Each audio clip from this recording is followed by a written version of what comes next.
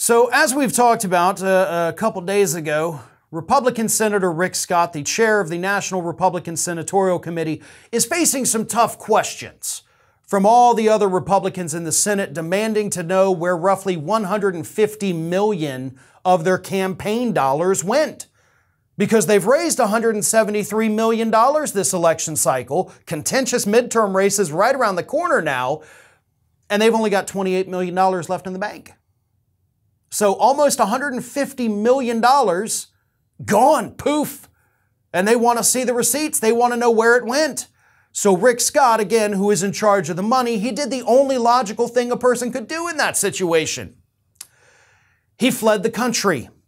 And he is now off the coast of Italy on a luxury yacht with his family.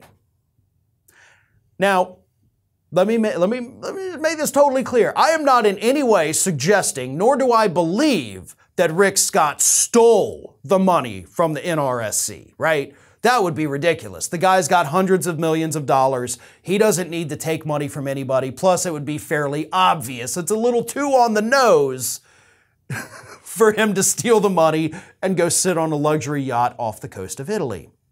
But what I will say is that the optics of that are really, really, really bad, right? The Republicans are sitting there saying, all of our money has disappeared. Where's the guy in charge of our money? Oh, he's in the Mediterranean on a fucking luxury yacht?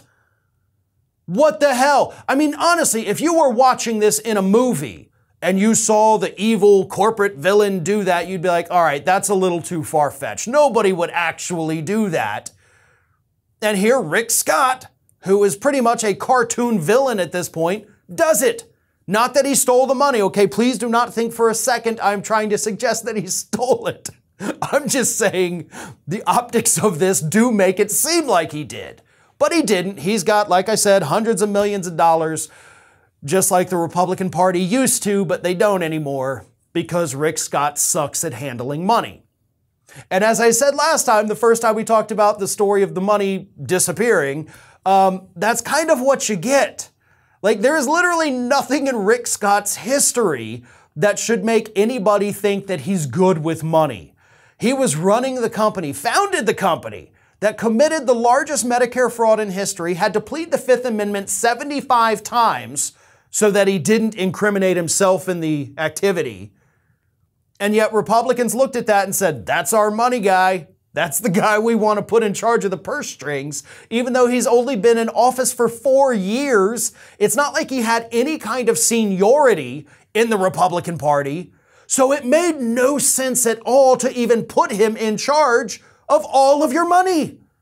You could have found somebody else who's maybe been there for 10 years, more than one term, to do that. Maybe somebody who's paid their dues a little bit, but they picked Rick Scott because he was a rich guy with rich friends and they thought it would benefit him, and now it came back to bite him on the ass.